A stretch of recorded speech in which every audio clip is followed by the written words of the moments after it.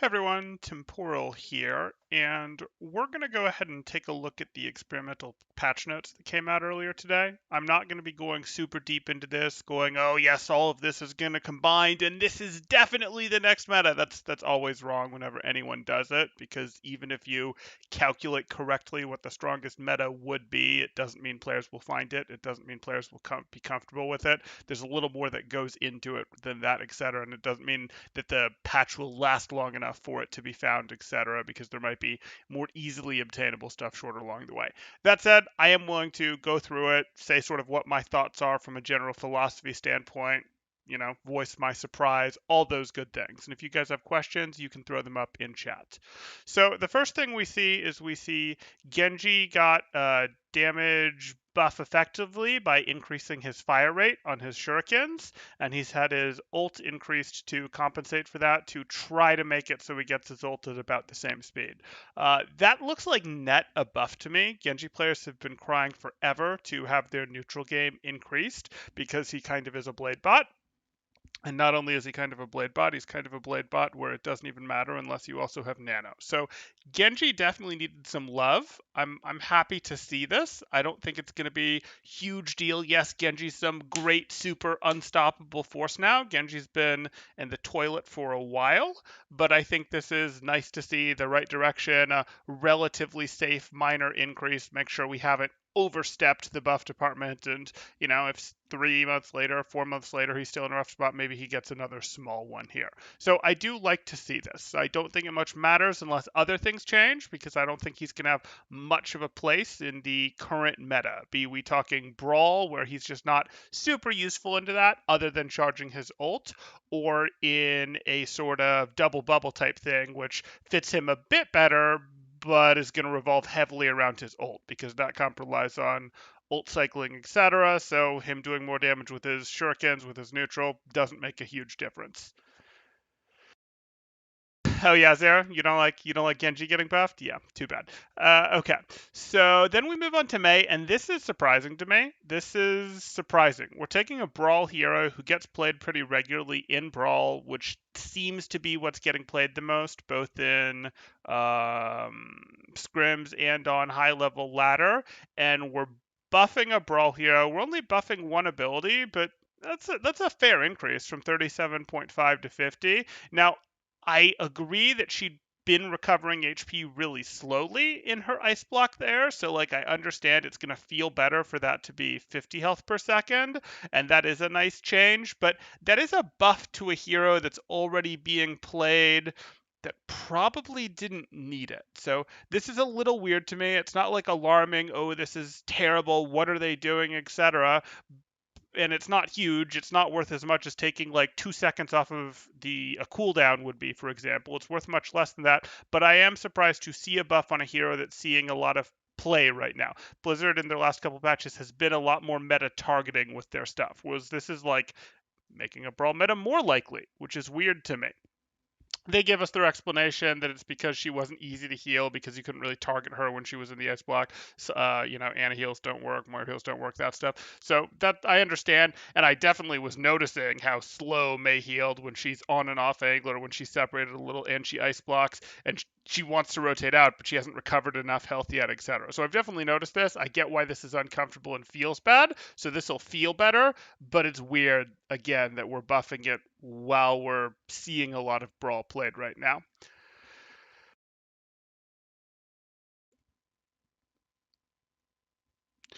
I know they want Mei to come out of her ice block earlier as a meta ability as well. I don't know what you mean, Ameni. Like, I know I've regularly wanted my maze to go, hey, I need you out. Like, you ice blocked to get them to look away from you for a second, and I need you to come out so you're contributing again, etc. But they're in kind of a dangerous place in the first place because they were off angling and they haven't recovered enough health yet. Like, I know that, but I don't know what you mean there, Amani. This I see. So hoverjet regeneration rate is increased from 35 to 43. Those numbers don't really mean anything to me, but I know can tell as a percentage what kind of increase that is. Farah is just a worse echo that Farah's just a worse echo right now. So good. That's going to help her mobility a little bit. I think Farah is also in the bucket of past due for some buffs. I don't know that this is going to be significant, just like I don't know that this is going to be significant, but I think buffs for these two heroes are probably appropriate at this time. Projectile heroes in general are so far behind hit scan heroes right now, with maybe the exception of Mei in Brawl metas. So I'm good with both of these. Um, and then with Reaper, they just reverted, like they keep changing their mind on this. This was what originally it was on the previous experimental patch. It was going to be 6 here. Then they bumped it down to 5.5 for the live, and now they've gone back to 6. So they clearly can't make up their minds there, which, okay, that's fine. I don't mind very gradual, gentle adjustments. I'm very much okay with that. But again, we're buffing a hero that gets played a lot in Brawl when we're seeing a lot of Brawl played. So I'm curious what sort of data they're looking at, or maybe if they're talking to, seeing something different. I know they're not, but I can make believe that they're talking to OWL pros, coaches, etc., and they're going, it's actually not Brawl. There's a lot of other stuff going on, and we need some stuff to force it away. I know that's not what's going on, but I can dream. It's weird that with the amount of Brawl that we're seeing in play, we're seeing two different Brawl heroes get buffs here. These aren't like huge giant buffs, and I'm actually very much a fan that we're not seeing huge giant buffs for any of these things here. These are all pretty gentle, pretty light-handed touches, and that is what I like to see. But we're buffing 4 DPS heroes. We're buffing 4 DPS heroes. This is all buffs that we've looked at so far, and I really don't feel like DPS as a whole are undertuned right now. I look at the game and sort of go, okay, from an overtuned standpoint, you probably have like McCree's a little overtuned, Hanzo's a little overtuned, and you can tell me that Genji and Pharah are undertuned, but I don't think we want to be making I don't think we want to be making 4 DPS heroes better at once. We've seen what happens there before when they were trying to break goats before they did the 222 lock, and that doesn't become a great game either, where things are just instantly deleted, and to compensate you have silly amounts of heals thrown out there, etc. Like, we've seen this path before, and it concerns me. Like, these are small buffs, and I appreciate that they're small, but we've seen this path before of, hey, we're increasing the strength of DPS heroes, and here we're increasing damage, here we're increasing damage in too many places at once. This is a little bit concerning to me. I'd have really liked to see this buff, and just completely not done these. That would have been more up to my flavor personally, because again, projectiles have needed some help. Mei's a projectile hero, but I think she was fine in her metas. And Reaper, I'm not convinced that this makes sense. I just don't think Reaper makes for very good metas, to be perfectly honest. I prefer Kree in that slot in general, and but if you did want to get Reaper into that slot, I think the answer was to knock Kree down a little. Kree is an overperforming hero right now. He's not as wildly overtuned as we've had heroes in the past, but he is one of the strongest heroes in the game right now, and the data is pretty obvious on that. Okay, then we get to Sigma, and this is exactly what we like to see. They've partially rolled back the previous change. Hopefully he doesn't feel clunky anymore. I don't know if this will be enough, but I do like that they're trying to split the difference here, seeing if this will work, etc. So I'm perfectly happy with this change, totally fine by me. Again, I'd have probably looked in a completely different direction for the Sigma nerf in the first place. It probably would not have been to the barrier like this, but that ship has sailed. And then this is just a stupid change. Energy drain rate has increased from 1.6 to 1.8 per second. Guys, Zarya isn't even the best off tank. Like, hot take, I know. I know people are like, oh, Rein Zarya, it's so great. Yeah, Rein Zarya, etc. Sure, Rein Zarya is fun on ladder. If I have to off tank, I enjoy playing Zarya. Sure, totally fine by me. It's fun, but Diva's better. Diva, Rein in organized play, I'm fairly confident is just the better thing to run. It gives you a lot more flexibility if they're not running Brawl at you. It gives you a lot more ability to help contest, control angles, etc. And you can still manipulate the battle against the Zarya well enough with, hey, Zarya all-ins if she uses a bubble on her Reinhardt. She can't use part of a bubble on her Reinhardt. She has to use her whole bubble, whereas Diva can do ticks of DM, etc. Like, I just don't even think Zarya is the best brawling off tank right now. So again, this, like, we're going to nerf Zarya. This has got to be a ladder only thing. But again, we're in this weird place where we're going to make our brawl tank weaker, because that's how they're thinking about it, while making 2 brawl DPS stronger. What? What's going on here? What's going on here? And again, this direction of, I like this bring back on Sigma, but this direction of, hey, no one really thinks tanks in general are OP right now. There was this while where, hey, Ball is OP, Ball has to be OP for it to work at all. And, I understand those complaints, etc. And Ball and Sigma were the OP tanks, and that's why they got played, etc. Then Sigma got dumpstered. Now Ball has been hurt pretty hard. So Ryan Zarya are being run. People didn't really think Zarya was OP, and people were right to not really think Zarya was OP. Zarya was not the strongest, and Reinhardt is tuned a little higher than many of the other tanks right now, but he's tuned a little higher in the way McCree is tuned a little higher than a lot of the DPS right now. We're talking a little nerf to potentially fix that. I don't like what we've seen in terms of, we've seen a lot of tank nerfs, and we've seen a lot of DPS nerfs too, but the DPS cast is much bigger. So if we nerf all of the tanks, which we're very quickly getting through to doing, while nerfing some of the DPS, that's going to leave tanks in a really bad spot again. So we'll see what that does to queue times.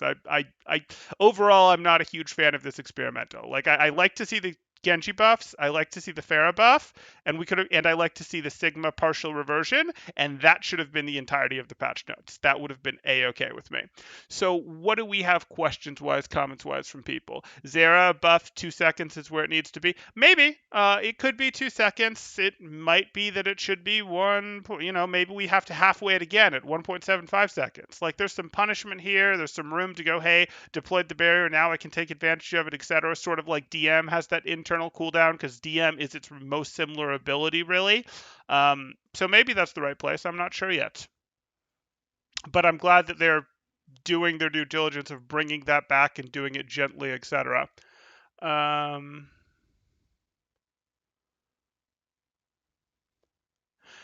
was some comment somewhere, they talked about how a lot of lower level players were spending the full time in Ice Block instead of coming out early. Yeah, okay, Many. So it's good to know that there was a comment there. I see that, and I get that it feels bad as May, but I don't mind abilities having drawbacks. Like, I'm okay with abilities having drawbacks. And invulnerability is a pretty good ability. Like, yeah. I mean, it's probably not up to the strength of Wraith form, because Wraith has been buffed so many times. Again, it's not like some game-breaking buff there. I just look at it and go, why are we buffing 2 Brawl DPS, nerfing a Brawl tank? Brawl isn't even that dominantly the meta, even if we're convinced it is the meta, and it's lightly the meta right now. Other stuff does get played. Yeah, just a weird patch that we're looking at. No Winston armor. I don't know if Winston needs more armor. I don't know that people have fully taken advantage of the extra armor he got from the last patch. Like, I am aware of that. I'm thinking, hey, we nerfed Zarya, we buffed Genji, Winston was buffed last patch. Does that give us a bit more room for something more divey? Or does Sigma getting rebuffed bring us more room to go back to that poke dive comp that used Sigma, and maybe we go with Genji in there? Or do we do, not the double bubble, but yeah, sort of something back to the poke dive, where maybe we're running that Ball Sigma, and maybe we're letting it cycle more heavily on ults, where it's like Genji Echo or something. I mean, probably not, but there's some room for, hey, maybe these guys can do something because of the Genji buff, because of the Sigma partial reversion, etc., where we see a drift back there. But these are weird. I think we need Zen buffs, 50% damage Discord. Sure, Jumbo, we can do that. And Zen now gets 75 HP as a hero. 100 damage per orb, not headshot. Yeah, Zen gets 75 HP, 75 total HP. Maybe 25 HP and 50 shields. Just remove Discord. No.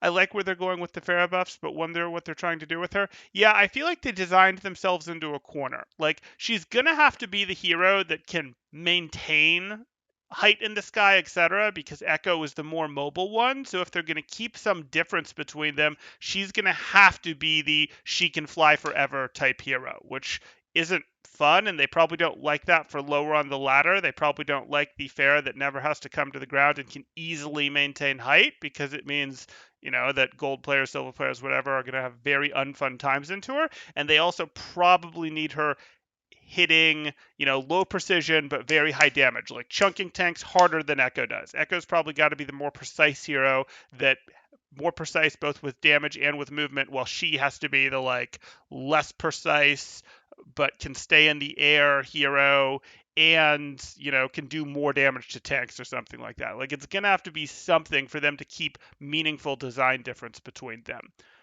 We'll see. Do you think that double shield Genji meta will come back? Probably not. I would doubt it. I would doubt it. Just hide behind a wall and put on Discord. I hear you, Jumbo, but remember, doing that means that a Hammond shows up, a Winston shows up, a Tracer shows up, and he instantly goes down. So it's not quite that simple. What would I like to see in an experimental patch? What would I like to see in an experimental patch? I mean, I gave most of what I wanted to see. I was good with this Genji buff. I was good with this Pharah buff. I would have liked to see a small nerf to McCree and a small nerf to Reinhardt, and I'd have been pretty happy. I think we probably have Brig doing a little too much work right now as well, but it's quiet that she's doing a little too much work, and I don't think anyone is doing massively too much work right now. I think Ryan and McCree stick their heads up a little bit above some of the other heroes in their roles, but it's pretty minor how they're sticking their heads above in other roles. So I'd be like, this is good, this is good, this is good. Get rid of these three changes, and then also give me a small nerf to Reinhardt, a small nerf to McCree, and a very small nerf to Brig, and let's see what happens. At some point, I might like to give Lucio a little bit more love, but I'm not willing to do that during a brawl meta. Like that seems a little silly.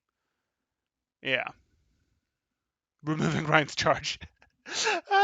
You saw you saw the video earlier today. Yes, that was a fun one. Poor guy, poor guy. We like completely rebuilt his Ryan playstyle. Like everything had to go and we replaced it, but he'll be a lot better once he gets there. Right? How would they feed? Okay, so I think that does it. This was always going to be a short one. I'll go ahead and do some VOD reviews after this, but I just wanted to share my thoughts here in its own video because I knew a lot of you were curious. If there's any more questions, I'll answer them. If you guys are enjoying the content, please do like, subscribe, or even consider sharing. That really does help my channel out. We're trying hard to reach that 1,000 subscriber goal in the near future here. So anything that you guys can do, like, subscribe, share, all that stuff really does help out. Or if you are looking to get coaching, you can join my Discord in the description below, see what rates look like, see what sort of promos, events we have coming up, all that good stuff. Did you miss delete Genji? No, I would not delete Genji. Uh, uh, Not today, Jumbo. That's a really good idea, but not today. I'm not feeling that. I've done a lot of review stuff off stream today, and I'm probably a little too burned out to put on my full pro top level player review hat right now. I'm probably gonna, grab some scrub that's just like in GM or something, or lower, whatever. Okay. Okay. I think that does it. I will see you guys in review. Thanks. Temporal out.